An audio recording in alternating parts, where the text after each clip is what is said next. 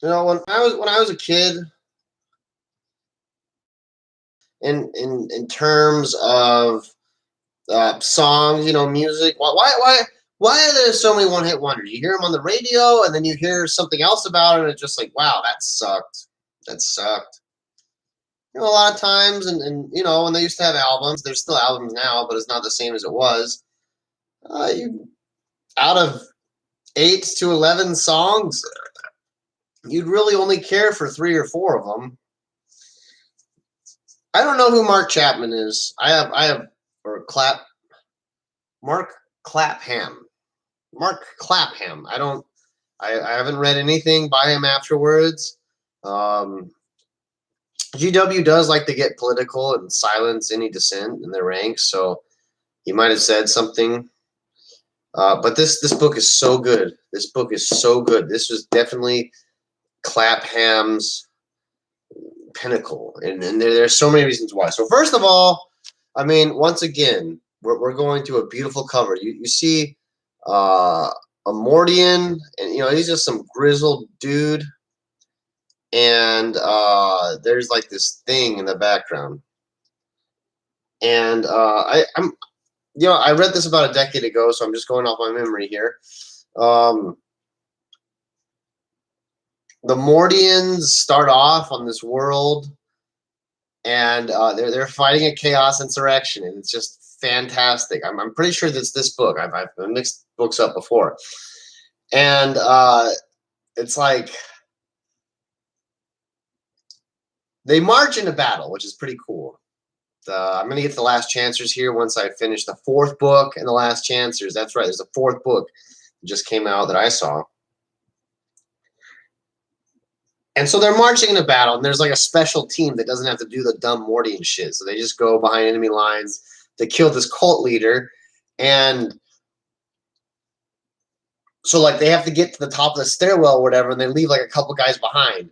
And they cover it and they die. And it's so like it's so badass because they're all just playing the game. They're all just like they're fighting for Mordia, and they end up killing the guy or whatever, and the cult falls apart quickly after that. And so they get sent to this world, right? And the beautiful thing about this novel is it subverts your expectations. Take note here, Disney. Take note.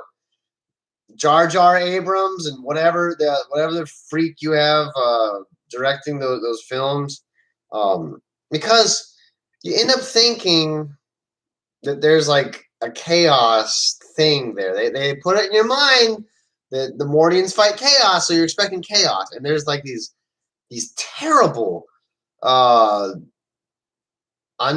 things. It's basically like I'd say they're closer to vampires in some cases than anything else. That they still have their mental capacity. They still have like more or less like a fully like human looking form. They don't look that bad, but they're just like super quick and super strong. And they don't like using guns for some whatever reason. They like just getting up there and messing you up with their hands. So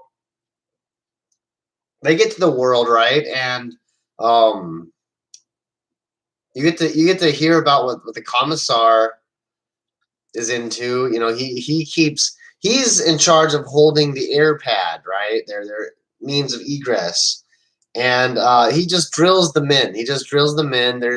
He's in charge of the Sentinel detachment, so you actually get to see Sentinels in action. Something doesn't happen too often, and he punishes people. It reminded me very, very much of the Army. It reminded me so much of my personal military experience. It was just like spot on.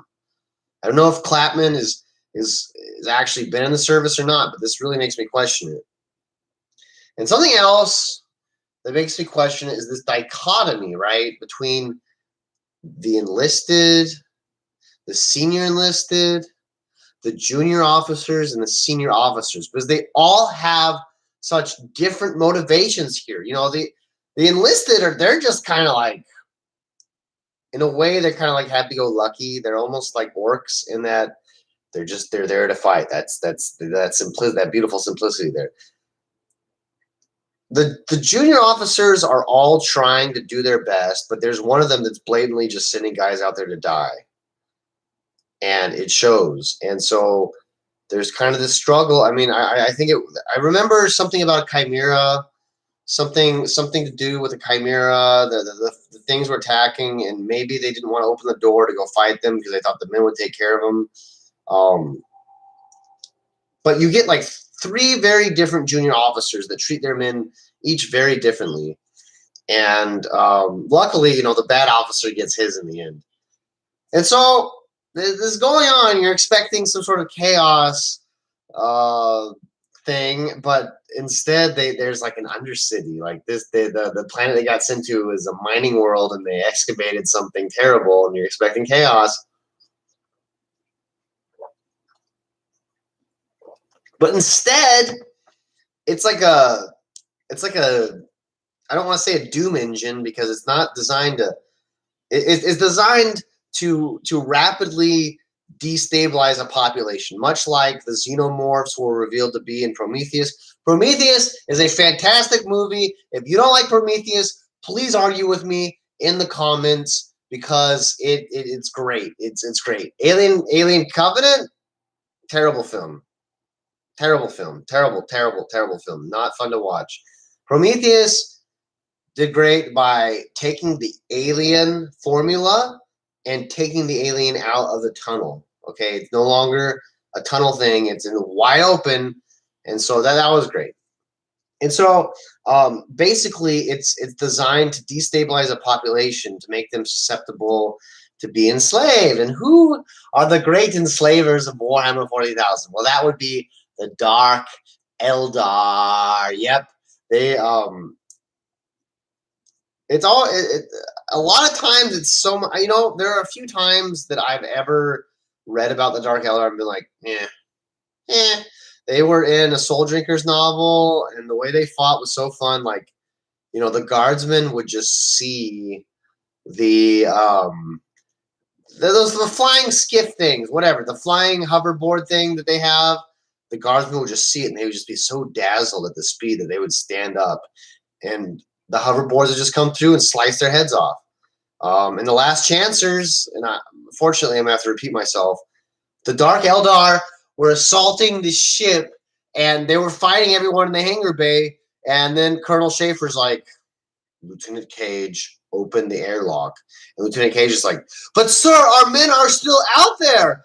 And he's like, Lieutenant Cage, open the airlock. And just everyone's going to roll because there's such a grave, dire threat. These guys, they're almost like shit posting IRL. Like, that's how serious it is. They're not even fighting. They're playing.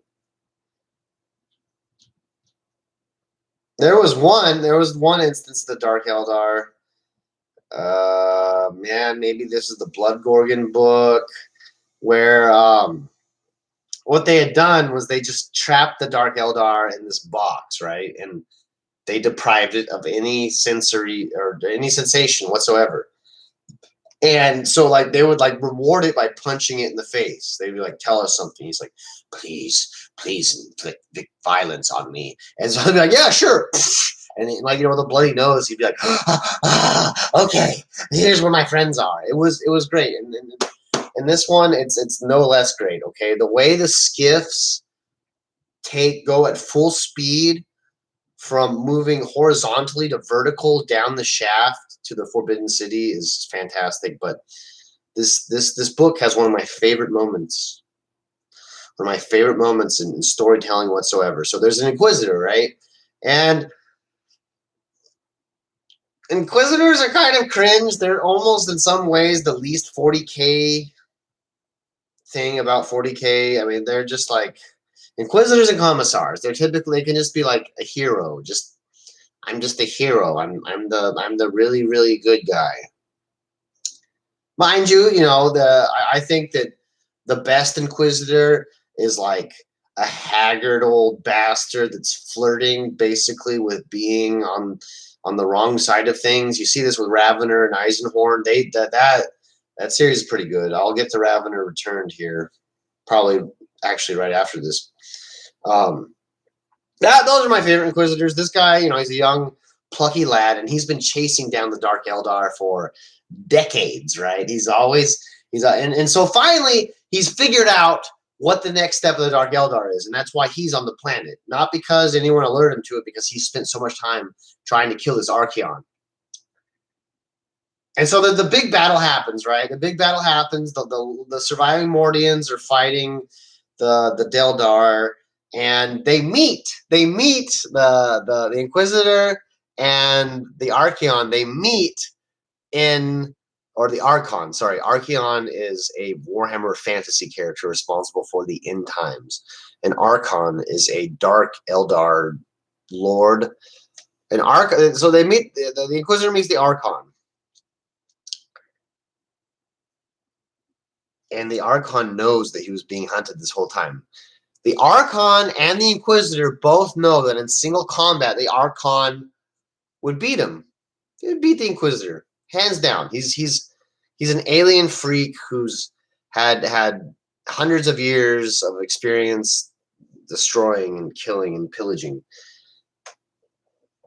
And out of spite, the Archon just walks away. He just turns his back and lets his bodyguard keep the Inquisitor at bay. And this might appear to be just a typical trope, a typical, supervillain. Okay, you take care of him. I'm going to leave, but it's not at all. He did it out of spite. He knew he could have killed the Inquisitor. He knew he could have easily killed the Inquisitor. There's no doubt about it. But he does it out of spite. He just turns his back, walks away.